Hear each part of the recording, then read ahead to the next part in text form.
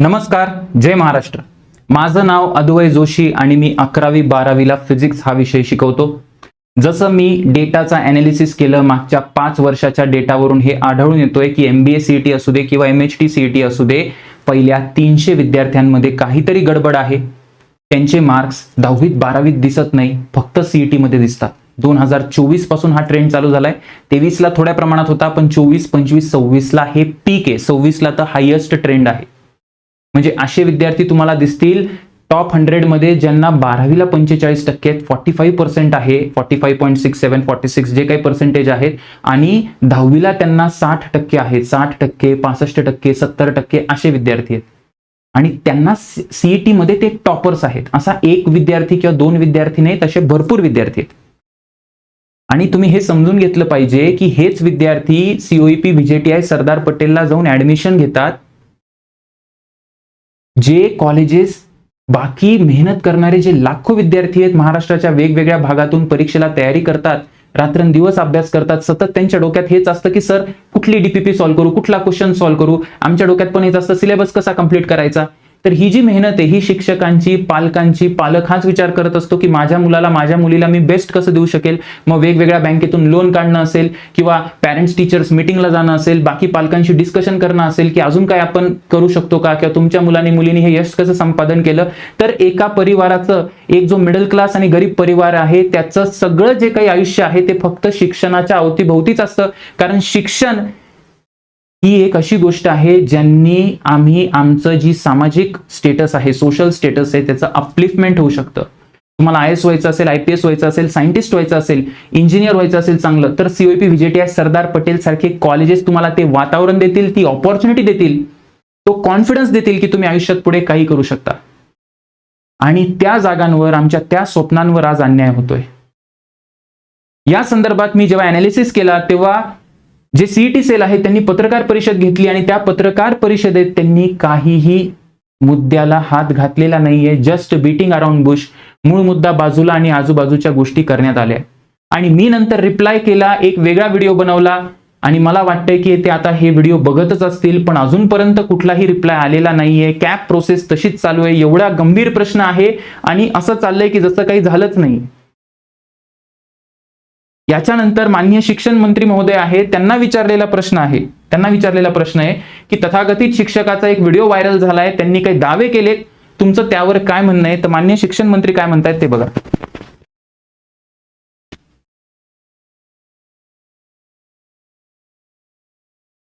CET sale ही स्वायत्त संस्था आहे, हीच मंत्री म्हणून माझी भूमिका आहे। उच्च तंत्र शिक्षण मंत्री चंद्रकांत पाटील यांचं हे विधान बघायला मिळतंय।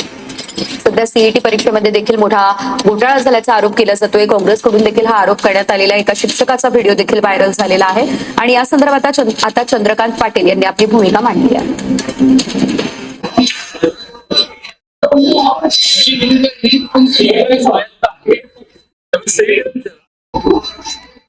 तर माननीय शिक्षण मंत्री म्हणतायत की CET जी आहे ती स्वायत्त संस्था आहे। स्वायत्त म्हणजे ऑटोनॉमस इन्स्टिट्यूट, जसं COEP ऑटोनॉमस आहे तसं CET सुद्धा ऑटोनॉमस आहे। एका स्पेशल ऍक्ट किंवा अंडर द सम लॉ त्याच्या बॉडीचं फॉर्मेशन झालंय, आणि त्याच्यामध्ये त्यांना विशेष अधिकार असतात की सिलेबस कसा डिसाईड करायचा, किंवा फीस काय ठेवायची, एक्झामची प्रक्रिया कशी असली पाहिजे, त्यांना विशेष अधिकार असतात। माझं हेच म्हणणं आहे, जर विशेष अधिकार असतील, with a great power comes great responsibility, तुमची जबाबदारी पण तेवढीच वाढते। आणि माननीय शिक्षण मंत्री आणि CET सेल सगळ्यांना एक गोष्ट सांगतो की आम्ही फक्त शिक्षणावर विश्वास ठेवतो, कारण आमच्याकडे दुसरं काहीच नाही। अगदी 6वी 7वी 8वी 9वी 10वीच्या प्रत्येक जे टेक्स्टबुक आहे, पुस्तक आहे, त्याच्या पहिल्या पानावर तुम्हाला हे दिसेल, प्रस्तावना, भारतीय संविधानाची प्रस्तावना। ज्यावेळेस 26 नोव्हेंबर 1949ला संविधान लागू झालं, त्यावेळेस तुम्ही हे बघा की डॉक्टर बाबासाहेब आंबेडकरांनी जे आपल्याला संविधान दिलं त्याची पहिली ओळ बघा तुम्ही, त्याचं प्रीएम्बल। सगळ्यांनी मिळून हे डिसाईड केलं की काय, की the people of India, we the people of India have solemnly resolve to constitute India into sovereign socialist secular democratic republic. Socialist शब्द तर नंतर आला, पण सॉव्हरेन डेमोक्रेटिक रिपब्लिक, सेक्युलर पण नंतर आलाय, पण त्याच्या आधी जस्टिस, न्यायाला सगळ्यात पहिली प्राथमिकता आहे। वी द पीपल या देशाचे खरे जे काही, ज्या देशाला निर्माण कोणी केलंय, तर इथल्या लोकांनी केले. लोकांकडे दैनंदिन जीवनात वेळ नव्हता म्हणून लोकांनी विशेष अधिकार दिले आहे. कुणाला? इथल्या संस्थांना, इथल्या जे नेते आहेत, राजनेते आहेत त्यांना, की तुम्ही त्या विशेष अधिकारांचा वापर करून आमच्यासाठी न्यायपूर्ण व्यवस्था राबवा. सो खरे मालक कोण आहे? लोक आहेत. तर कुठली पण बॉडी असू दे, जर लोकांचा प्रश्न आहे तर तो सर्वोच्च आहे. त्याच्यावरती लोकशाहीमध्ये काही राहू शकत नाही.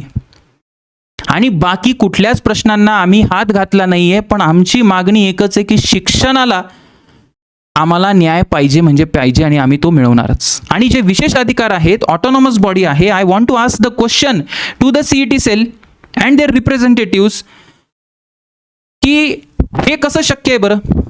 आंध्र प्रदेशची सीईटी एक्झाम असेल, तेलंगणाची सीईटी एक्झाम असेल, अगदी जेई मेन्सचा पेपर असेल, सगळ्यांची फी बघा तुम्ही, 800 रुपये, 900 रुपये, त्याच्यानंतर 1000 रुपये ओपन कॅटेगरीची फी आहे, कॅटेगरीनुसार नंतर बदलते. अशी फी असताना सर आपण 1300 रुपये घेता, सीईटी सेल आपण 1300 रुपये घेता एका विद्यार्थ्याकडनं. जो विद्यार्थी, आणि हे 1300 तर एका अटेम्प्टचे, 2 अटेम्प्टचे किती झाले? 2 अटेम्प्टचे किती झाले? 2600. आणि ज्यांना PCM PCB द्यायचे ते किती झाले? 5200. म्हणजे तुम्ही विचार करा, नुसतं परीक्षेला बसणे, मेसचं बिल किती येतं? 2000, 2200, 2500. तर 2 महिन्याचं विद्यार्थ्याचं मेसचं बिल कशात चाललंय? परीक्षा देण्यामध्ये चाललंय. काय चाललंय सर? हे काय चाललंय? मग नीटची फीज असते, ठीक आहे, नीट इज ऑफलाईन एक्झामिनेशन, ठीक आहे. मी म्हणतो, जर मला क्वेश्चन चॅलेंज करायचं असेल, मला जर आन्सर पटलं नाही, आन्सर कीमध्ये मला आन्सर पटलं नाही, आणि जर मला प्रश्न उपस्थित करायचा आहे, की डाऊट आहे, की नाही मला याचा डाऊट रेस करायचा आहे आणि बघायचं हे करेक्ट आहे की नाही, तर सीईटी सेल किती घेते? आंध्र प्रदेशची 300 रुपये घेते, त्याच्यानंतर तेलंगणाची 300 घेते, जेई मेन्सची 200 घेते, आणि MHT CET किती घेते? 1000 रुपये घेते. 1000 रुपये. याचा काय तर्क आहे सर? याचा काय तर्क आहे? म्हणजे यांच्या तुम्ही 5 पट फी घेता, जेईच्या नीटच्या 5 पट फी घेतात, इथं हायेस्ट फी घेताय. आणि जेव्हा विद्यार्थी प्रश्न विचारतायत तेव्हा प्रश्नांची उत्तरच नाहीत सर. कॅप राऊंड तसाच चाललाय, जसं काही झालंच नाहीये. सगळ्यांनी डोळे बंद केले की हां ही प्रक्रिया झाली, कॅप राऊंड पूर्ण झाला, मग आम्ही शांत बसणार. मग तुम्ही म्हणणार नाही आता राऊंड पूर्ण झालेत, सगळ्या पालकांनी आता ॲडमिशन घेतली आहे. म्हणजे सर हा अन्याय सर, असं करू नका प्लीज.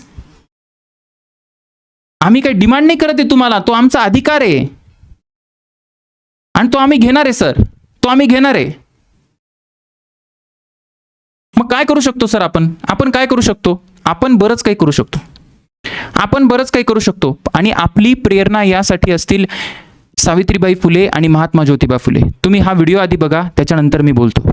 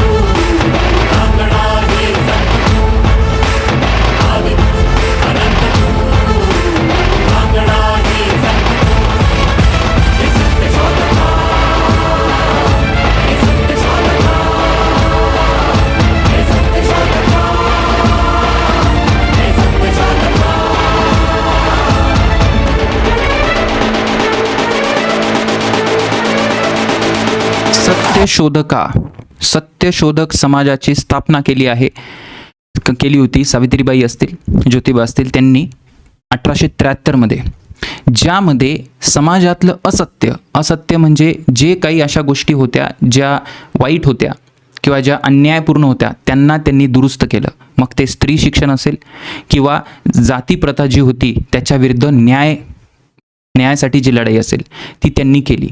त्यामध्ये जेव्हा 1848ला शाळांची स्थापना झाली, पहिली शाळा भारतात नाही तर one of the first school in Asia, जिथे भिडेवाडाला जी शाळांची स्थापना झाली, की पहिल्यांदा सावित्रीबाईंनी मुली घराच्या बाहेर काढल्या की तुम्हाला पण शिक्षणाचा तेवढाच अधिकार आहे, तुम्ही पण माणूस आहात. आणि त्यांच्या एका स्टेपमुळे आज आमच्या विद्यार्थिनी, आई बहीण या सगळ्या शिक्षण घेत आहेत. तर ही जी शिक्षण व्यवस्था बनवली आहे ना, त्यासाठी भरपूर आहुती दिली आहे, भरपूर आहुती दिली आहे. आणि त्यांचे जे कष्ट आहे ना, ते आम्ही वाया जाऊ देणार नाही. हा जो अन्याय होतोय ना आपल्या विरुद्ध, हे तर मी म्हणत नाही की अजून लोकांना अजून कसं आपल्याला विद्यार्थ्यांना चांगलं शिक्षण वगैरे पोहोचवता येईल, हा तो वेगळा मुद्दा आहे. पण हे तर डायरेक्ट ओपन अँड शट आहे की इतकं कसं आमच्याबरोबर अन्याय होऊ शकतो. सत्यशोधक, सत्याचा शोध आम्ही घेणार, कुठल्याही परिस्थितीत आम्ही सत्याचा शोध घेणार आणि मागे हटणार नाही. काहीही झालं तरी आता मागे हटायचं नाही. Arise, awake and stop not till goal is achieved, असं स्वामी विवेकानंद म्हणून गेले. What goal he is talking about? What is the goal? The ultimate goal is a knowledge किंवा ट्रूथ किंवा सत्य, सत चित आनंद. सो आपल्या जे काही आपले शास्त्र आहे, आपलं संविधान आहे, तिथे सत्याला महत्त्व दिले गेले. तर ही लढाई ना CET सेल सोबत आहे, ना सरकारसोबत आहे, कुणासोबतच नाही आहे. ही कुणाच्या विरोधात नाही आहे, तर विद्यार्थी आणि पालकांच्या बाजूने आहे. शिक्षकांच्या मेहनतीला न्याय मिळायला पाहिजे, विद्यार्थ्यांच्या मेहनतीला न्याय मिळायला पाहिजे. प्रत्येक विद्यार्थ्याला रात्री झोपताना एक विश्वास असला पाहिजे की आज जो मी 10 तास अभ्यास केला, त्या अभ्यासाच्या जोरावर मी COEP VJTI सरदार पटेल सारख्या कॉलेजमध्ये एक दिवस पाय ठेवून दाखवणार, माझ्या आईवडिलांचं नाव मोठं करून दाखवणार. त्यासाठी मी घोषणा करतो की, काय घोषणा करता की घोषणा अशी करतो की MHT-CET सत्यशोधक मंच, MHT-CET सत्यशोधक मंच याची आपण स्थापना करतोय ऑफिशियली. आणि हे जे सत्यशोधक मंच आहे, यासाठी एक सेपरेट यूट्यूब चॅनल असेल, सेपरेट इंस्टाग्राम पेज असेल. यूट्यूब चॅनल आपल्याला बनवायचं आहे, सेपरेट यूट्यूब चॅनल, आणि त्याचबरोबर इंस्टाग्रामचं पेज बनवायचं आहे. काहीही झालं तरी या मुद्द्याला जाऊ देऊ नका. काय होतं दरवेळेस माहिती आहे का, मी लहानपणीपासून हे बघत आलोय, म्हणजे हे काही गव्हर्नमेंटचा वगैरे काही संबंध नसतो. काय होतं माहिती आहे का, शॉर्ट टर्म मेमरी असते आपली. शॉर्ट टर्म, हा मुद्दा आला जाऊ द्या, तो मुद्दा आला जाऊ द्या, थोड्या वेळ मीडिया कॅप्चर करते, सगळे लोक सपोर्ट करतात, नंतर विसरून जातो. ही विसरायची गोष्टच नाहीये, कारण हा आमचा प्रश्न आहे, हा शिक्षणाचा प्रश्न आहे, हा मूलभूत प्रश्न आहे. म्हणून आपल्याला एक डेडिकेटेड यूट्यूब चॅनल सुरू करायचं आहे. मी अजून सुरू नाही केलंय, पण त्यासाठी आधी मी काय केलंय की एक टेलिग्राम ग्रुप, वेगळा टेलिग्राम ग्रुप, मी त्याची लिंक देतो खाली, कारण टेलिग्रामला संख्या जास्त असू शकते लोकांची. त्या टेलिग्राम ग्रुपवर सगळ्या टीचर्सनी, मी परत एकदा सांगतो, त्या टेलिग्राम ग्रुपवर सगळे जे टीचर्स असतील, जे शिक्षक असतील, सन्माननीय शिक्षक असतील, ठीक आहे, टीचर्स असतील, प्रिन्सिपल्स असतील, डॉक्टर असतील, इंजिनियर असतील, तुमचे मुलं असतील नसतील, या परीक्षेत काहीही नाही, जर तुम्हाला वाटलं ना, तुम्हाला वाटतंय ना की नाही यावेळेस काहीतरी आपल्याला न्याय पाहिजे आणि आपल्या सिस्टममध्ये सुधारण्याची आपल्याला संधी आहे, तर तुम्ही नक्की खाली दिलेल्या लिंकला जॉईन करा. त्या टेलिग्राम ग्रुपमध्ये आपण डिस्कस करू की आपल्याला पुढे कसं जाता येईल. आपल्याला यूट्यूबचा एक सेपरेट पेज, म्हणजे यूट्यूबचं सेपरेट चॅनल, ज्यामध्ये फक्त मुद्दा असेल विद्यार्थ्यांना न्याय देणे. मग फक्त MHT-CET सत्यशोधक मंच नाही, तर त्यामध्ये MBA CETचे पण विद्यार्थी येतील. यावेळेस काही झालं तरी हा मुद्दा आपल्याला उचलून धरायचा आहे आणि सगळ्यांना न्याय मिळालाच पाहिजे. बरेच युट्यूबर्स आहेत जे काय म्हणतात त्याला, याच्याबद्दल आवाज उचलत आहेत, शिक्षक आहेत, विद्यार्थी आहेत, सगळ्यांमध्ये असंतोष आहे आणि आपल्याला हे करायचं आहे. इंस्टाग्राम असेल, इंस्टाग्राम एक सेपरेट पेज असेल, ज्यामध्ये शॉर्ट्स, रील्स, विद्यार्थ्यांच्या व्यथा, की काय होतं खरंच या 200-300 सीट्समध्ये गडबड झाली, त्यांच्या मनावर काय परिणाम होतो, अभ्यास करणाऱ्यांवर काय परिणाम होतो, महाराष्ट्रामध्ये कुठले कुठले विद्यार्थी कुठल्या कुठल्या परिस्थितीत शिकतात, कोण पालक आहेत, कसे दिसतात ते पालक, हे सगळं आपल्याला सोशल मीडियाच्या माध्यमातून दाखवायचं आहे. आणि ते आपण करणार आहोत. आणि ते करताना कुठलीही आपली ही लढाई न्यायाची आहे, आपल्या हक्काची आहे. आणि कारण आपण शिक्षणासाठी लढतोय, म्हणून ही लढाई जी राहील ती नेहमी संविधानाच्या चौकटीत, कायद्याच्या चौकटीत, शांततेत कुणालाही त्रास न देता, आपण कुणाला त्रास कधी दिलाच नाही. विद्यार्थी काय त्रास देणार आहे? पालक पण देत नाही, शिक्षक पण देत नाही, ते त्यांचं काम करत असतात. आता यावेळेस त्रास आपल्याला होतोय, म्हणून एकजुटीने सगळ्यांनी मिळून या मुद्द्यावर लक्ष घाला. हा प्रश्न माझा नाही आहे, हा प्रश्न तुमचा नाही आहे, हा प्रश्न सगळ्यांचा आहे. एक गोष्ट की पहिली स्टेप आपण काय घेऊ शकतो, तर पहिली स्टेप म्हणजे हे एक मी यूट्यूबचं जे थंबनेल असतं ना, ते एक थंबनेल म्हणजे जो काही प्रोफाईलचा आयकॉन असतो ना, तो एक डिझाईन केला आहे, ज्यामध्ये हे दाखवलं आहे की CET सेल हे असं कसं आहे की 10वीला जो 60% आहे, HSCला 50% आणि MHT CETला 100% आहे. सगळ्यांनी हे लावायचं आहे. खाली मी ड्राईव्हची लिंक देईल, ते तुम्ही तिथून तो हे जे थंबनेल आहे किंवा जे काही पिक आहे ना, ते डाउनलोड करा आणि तुमच्या यूट्यूबच्या प्रोफाईलला ते लावा. ते लावून धरा. That will be memory for us, की अजूनपर्यंत न्याय झाला नाही आहे, अजूनपर्यंत आपल्याला न्याय मिळाला नाही, आपण जिंकलो नाही आहे. त्याचबरोबर तुम्ही टेलिग्रामला या. टेलिग्रामच्या ग्रुपवर विद्यार्थ्यांनी येऊ नका, फक्त जे पालक वर्ग आहे, विद्यार्थ्यांनी नंतर इंस्टाग्राम वगैरे जॉईन करू शकता, त्याची मी अनाउन्समेंट करेल. मला फक्त समाजातले असे लोक म्हणजे त्यांच्याकडून अपेक्षा आहे, कारण लोकांचा भरपूर अनुभव आहे, मी एकटा नाही करू शकत. मी फक्त सुरुवात केली, मी फक्त आवाज उचलला, पण आपल्या महाराष्ट्रामध्ये भरपूर असे लोक आहेत, प्रतिष्ठित लोक आहेत, मेहनत केलेले लोक आहेत, मोठे मोठे लोक आहेत, त्यांना या गोष्टीचा अनुभव आहे, त्यांना न्यायासाठी म्हणजे लढायला एक मंच पाहिजे, आणि ते मी एक छोटीशी सुरुवात माझ्याकडनं करतोय. तर तुम्ही त्या टेलिग्राम ग्रुपला फॉलो करा. यूट्यूब चॅनल, कारण आपण सुरू जेव्हा केलं ना, तर यूट्यूब चॅनल सुरू करायला ते कोण मॅनेज करेल, कसं करेल, इंस्टाग्राममध्ये पण आपल्याला कोण करेल, काय करेल, कसं मॅनेज करेल, त्याला एडिटिंग कसं करायचं, या सगळ्या गोष्टींची जी आहे ना, ते आपल्याला डिस्कशन करायचं आहे. आलं लक्षात? आणि एक गोष्ट मी शेवटची सांगतो. मला बरेच विद्यार्थी म्हणत होते की सर तुम्ही अमुक पॉलिटिकल पार्टीचा सपोर्ट घ्या किंवा तुम्ही अमुक ऑर्गनायझेशनला अप्रोच करा. ही जी लढाई आहे ना, त्या लढाईमध्ये फक्त 3-4 घटक आहेत. CET सेलमध्ये जी एक्झाम प्रक्रिया आहे त्याच्यामध्ये जी पारदर्शकता आणायची आपल्याला, विद्यार्थी, पालक, शिक्षक आणि समाजातले असे घटक ज्यांना खरंच काहीतरी करायचं आहे. यामध्ये कुठल्याही पॉलिटिकल पार्टीचा आपण सपोर्ट घेणार नाही, कुठल्याही ऑर्गनायझेशनचा आपला संबंध नाही. आपला फक्त मुद्दा आहे न्याय, fairness, accountability, transparency. That's it. आम्हाला काही घेणं देणं नाही. तुम्ही आमचा मुद्दा उचला, तुम्ही आम्हाला न्याय द्या, आम्ही आमच्या मार्गाने पुढे जातो. We are not interested in anything. We are not associated with anyone. We are common people. आमचं कामच एवढे की आम्ही शिक्षण घेतो, पगार घेतो, टॅक्स भरतो, परत नोकरी करतो, तेच आमचं आयुष्य आहे. त्याच्या पलीकडे आम्ही काही विचार कधी केला नाही किंवा आमची परिस्थिती तशी आम्हाला संधी पण देत नाही. सो सगळ्यांना रिक्वेस्ट आहे की या व्हिडिओला जास्तीत जास्त लोकांपर्यंत शेअर करा, खाली कमेंट करा, तुमचं काय मत आहे, तुमचं काय प्रतिक्रिया आहे, तुम्ही मला सांगा. जे काही गोष्टी असतील ते तुम्ही मला सांगा. आपण काय करू शकतो, काय नाही करू शकतो. I am very open to idea. कारण मला वाटतं एक गोष्ट मला नेहमी म्हणजे ॲटॉमिक हॅबिट्स एक बुक आहे बाय जेम्स क्लिअर, त्याच्यामध्ये खूप चांगल्या पद्धतीने सांगितलं गेलं. आणि मी फिजिक्सचा शिक्षक असल्यामुळे मला ह्या गोष्टी पण माहिती आहेत की जो लाईट असतो ना, सूर्य, light of the sun, that has a millions and millions of photons. Light जो आपल्याला जो इतका प्रकाश दिसतो त्या छोट्या छोट्या फोटॉन्सपासून बनतो. A body is composed of small atom. तर छोट्या गोष्टींची किंमत खूप मोठी असते. कधी? जेव्हा त्या छोट्या गोष्टी एकत्र येतील तेव्हा, न्यायासाठी एकत्र येतील तेव्हा. प्रत्येकाने छोटं छोटं पाऊल उचलायची गरज आहे, तर मग मोठं ही मुवमेंट मोठी होऊ शकते.